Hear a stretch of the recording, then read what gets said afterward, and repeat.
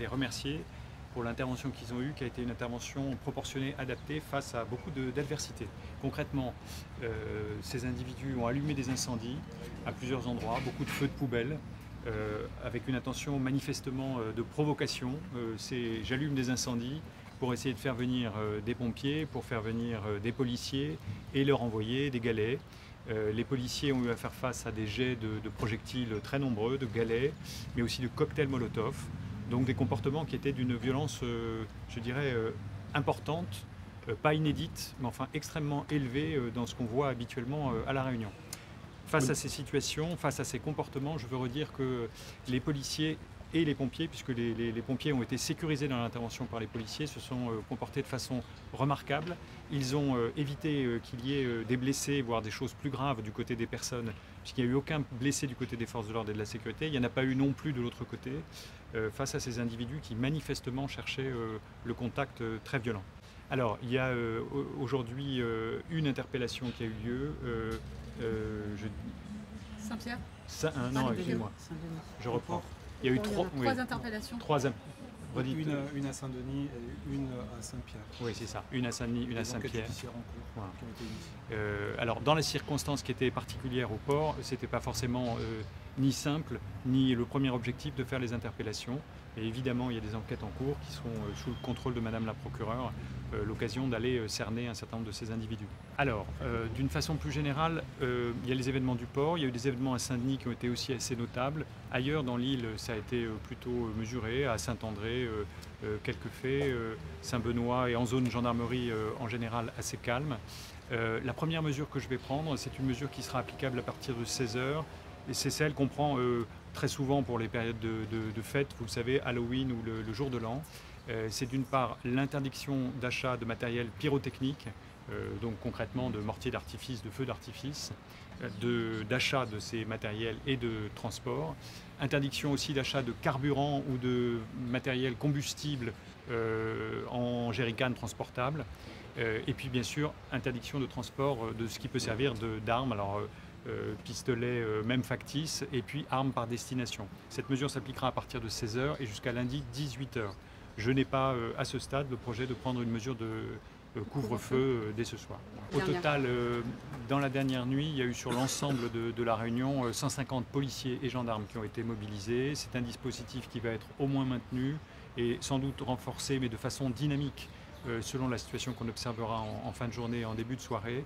Évidemment, cet engagement, qui est très important pour la police et la gendarmerie de La Réunion, est un engagement auquel on sait faire face et on va continuer de faire face en l'adaptant, parce que l'avantage de la très bonne organisation des services de police et de gendarmerie, c'est qu'il y a aussi une fluidité, une capacité de mouvement en fonction de la situation. Pour le moment, on a des interpellations qui sont en cours, donc comme ça vous a été précisé, notamment à Saint-Denis. Il y en a une autre sur le ressort de Saint-Pierre qui concerne ma collègue procureure. Donc les enquêtes judiciaires sont en cours. Après, d'autres enquêtes judiciaires ont pu être ouvertes qui n'ont pas forcément donné lieu pour le moment à interpellation, puisque une des difficultés sur le plan judiciaire, c'est bien évidemment l'identification des auteurs. Comme vous l'avez pu le voir sur les images, la plupart sont masqués, cagoulés, les choses vont très vite. Les policiers sont en sécurisation des pompiers ou en appui de ce qui est en train de se faire et en maintien de l'ordre public. Et l'interpellation, c'est compliqué. Donc chaque chose en son temps. Il est évident qu'en tout cas, toutes les interpellations qui pourraient avoir lieu dans les heures qui viennent ou dans les jours qui viennent seront particulièrement suivies à mon niveau. Alors, en fait, ce qui est tout à fait désolant d'ailleurs, c'est de voir ce qui se passe sur les réseaux sociaux avec des appels à la révolte ou à l'émeute. Je ne suis pas sûre que tous les gens qui aient participé cette nuit à du caillassage, à de l'incendie, à des dégradations, sachent exactement pour quelles raisons ils le font, si on interroge les uns et les autres. Pour le moment, moi, je n'ai pas d'éléments puisqu'il est trop tôt pour avoir collecté des indications sur les motivations des gens qui pourraient avoir commis ces actes. Oui, je pense que ça peut faire partie. En tout cas, on sait que dans les mouvements dits de violence urbaine, on a souvent des gens qui s'agglomèrent et notamment sur le port, ce qu'on sait, c'est qu'on a des riverains qui viennent voir un peu ce qui se passe, ce qui rend d'ailleurs très délicat les interventions des services de police, parce qu'il y a des familles, il y a des très jeunes qui sont présents et qu'il faut pouvoir à chaque fois déterminer et identifier ceux qui sont véritablement des fauteurs de troubles, de ceux qui se trouvent sur la voie publique de manière légitime, puisqu'il n'y a pas de mesure de contrainte de liberté prise en l'état comme cela vous avait été indiqué par monsieur le préfet. Ce que dit madame le procureur est très important parce que c'est aussi l'occasion de lancer alors évidemment un message d'appel au calme, à l'apaisement, mais aussi un message vis-à-vis des familles, vis-à-vis de ceux qui seraient tentés, comme ça peut arriver parfois, et notamment effectivement au port, de venir observer un phénomène et de venir se mêler à la foule. Ça rend très compliqué le maintien de l'ordre pour les effectifs, ça rend aussi extrêmement dangereux pour les personnes. Donc nous lançons, je pense qu'avec madame la première adjointe, avec monsieur le maire que j'ai eu au téléphone aussi, on est tout à fait désireux d'envoyer un message. Ne venez pas vous mettre en danger en regardant ce type de comportement. Ça permettra aussi d'assurer le maintien de l'ordre. Ça permettra de protéger au passage des équipements puisque vous avez eu connaissance du fait que parmi les incendies qui ont lieu, il y en a un qui a touché une maison du citoyen. S'il y a bien un endroit qu'il faut préserver et qu'il ne faut pas affecter, c'est une maison du citoyen. Donc ce type de comportement est dangereux et venir observer et se mêler est dangereux aussi. On invite plutôt de ce point de vue-là à l'apaisement et à la distance. Non, il n'y a pas eu à ce stade de blessés parmi les forces de l'ordre et non plus à notre connaissance du côté de ceux qui sont venus provoquer les forces de l'ordre. Je le redis, c'est grâce au professionnalisme extrême des policiers et des pompiers que ce genre de situation est possible. Vu le degré de violence qui a été employé, c'est vraiment un miracle qu'il n'y ait pas de blessés et notamment du côté des forces de l'ordre.